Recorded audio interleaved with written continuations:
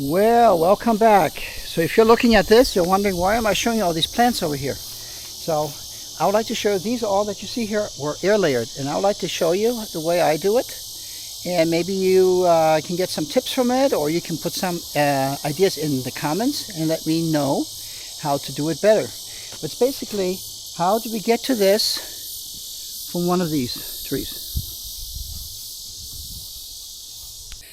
So if you look behind me, y'all can see the issue we're having now. They grew so good, and they're way too tall. And what do we have here? Something nasty, a power line. So that's not good. Power feed to the house. So I need to cap these off, and piece by piece try to air layer them, or have to cut them down because they're getting way too tall and it's hard for us to pick. But let me show you over here how this is kind of what we're going to be looking for. I just did these over here, and I thought, you know what, I should maybe film it. So you have one over there, air layered over here. This is what it's going to look like when it's finished. Kind of that first step. And then if everything goes good, anywhere from 3 to 4 weeks to 6 months it would take, depending on what kind of plant it is and what time of the year you do it, that you will hopefully get root. It will root and you can have a new tree. So for demonstration purposes, I'm going to use this one over here. I hope it will work with the light because it's kind of dark, but I just thought it would be easier than me being on the ladder and playing around with the camera. But what I use is a bucket, and I mix in some peat moss. You can do it all different ways. People have done it with all kinds of different other materials. A lot of you like to use coconut fibers. I use the peat moss. I try to wet it all up. We're going to need some aluminum foil. Again, other people do it differently. Some people do it in plastic bags and whatever not. And you're going to need a sharp knife. Always remember, a dull knife is a dangerous knife. So I have it here with a curvature. You can do it with a straight edge too. It's no problem. Let's get on with it.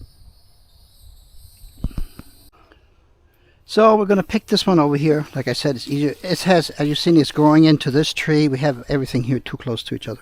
So the first thing I look for in the tree, and by the way, if it is horizontal like that, it does go a lot easier. You want to look here which you're not going to be using anymore. Now this over here we can clip away. There's some things that are in our way anyway. And we're going to look for these knobs over here. It's pretty long. We're going to have to cut it down after it's done if it does root. So you're going to look, you see this is where leaves or knots, or here you see the branches came out. So we're going to go a little further down over here. Maybe, well, I'm going to cut these back a little bit. So maybe I'll go to this one over here.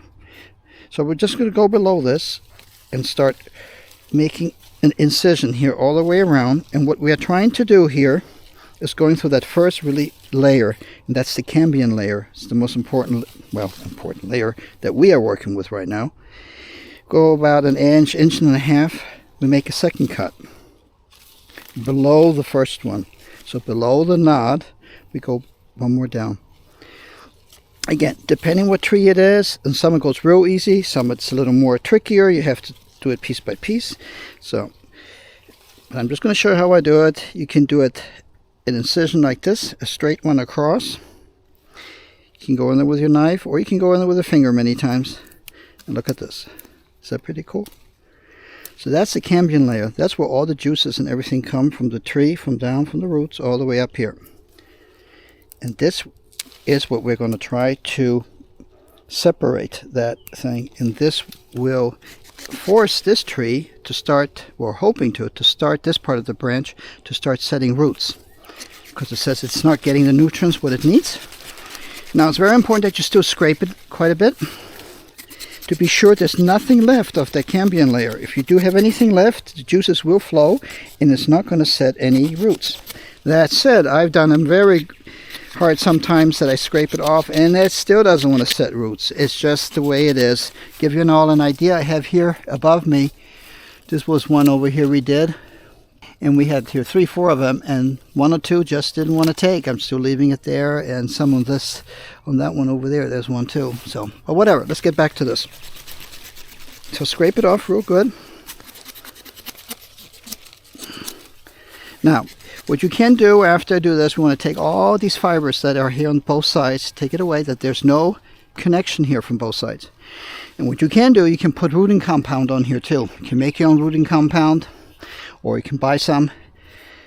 I've used both, with or without, and I haven't seen any difference whatsoever. The next thing is we're going to go down here. I'm going to take some of the aluminum foil. For that one we need about, let's see what size. That's about that. We're going to play it safe here.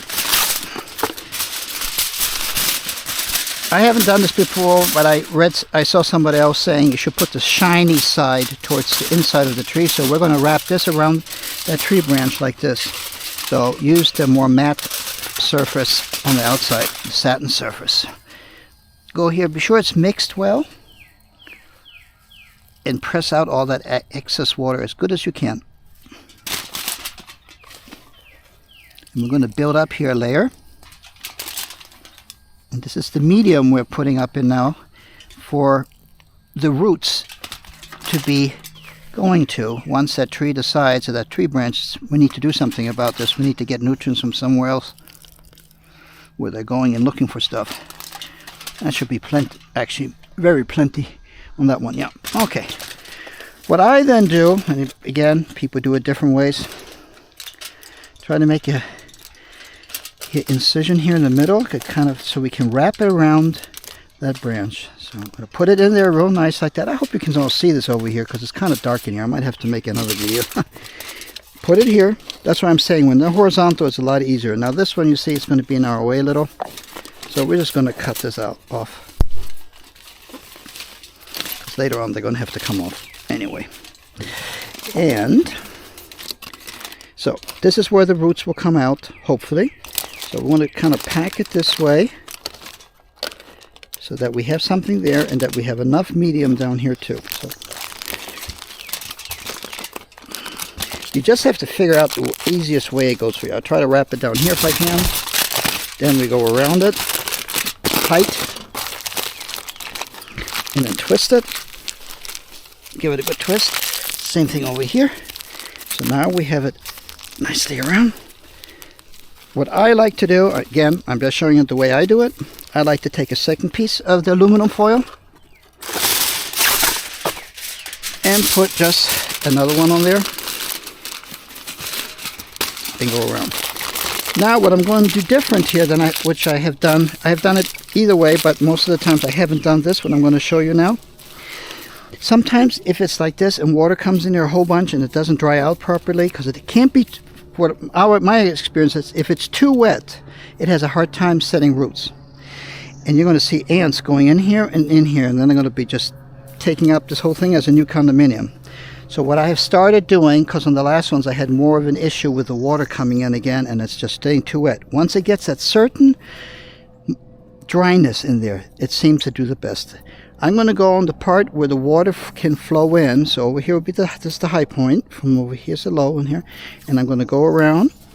And I'm really going to tighten this here and wrap it with some electric tape. Now, other people put plastic bags over that and put electric wiring on there and tighten it. But I've noticed that this is pretty easy too. And so that's what I'm going to do. And that's it. And when we have this done over here, then you just leave it and just come back and check it once in a while. I try to check it maybe, depending the way it's now in the month, maybe in a month I'll check it and then we'll open it up, take this off and open them, just see if there are any roots. And in the pictures that are followed over here, because I don't have any to show you right now, you can see what it should look like. So I hope this was interesting and somewhat helpful. So if you have a tree that you love a lot and maybe even have to move the tree or cut it down, you can air layer some things and put them away in buckets, and then hopefully you will have the next generation of that tree and you can plant it somewhere else if that one is in your way and start all over again. Till next time, bye-bye.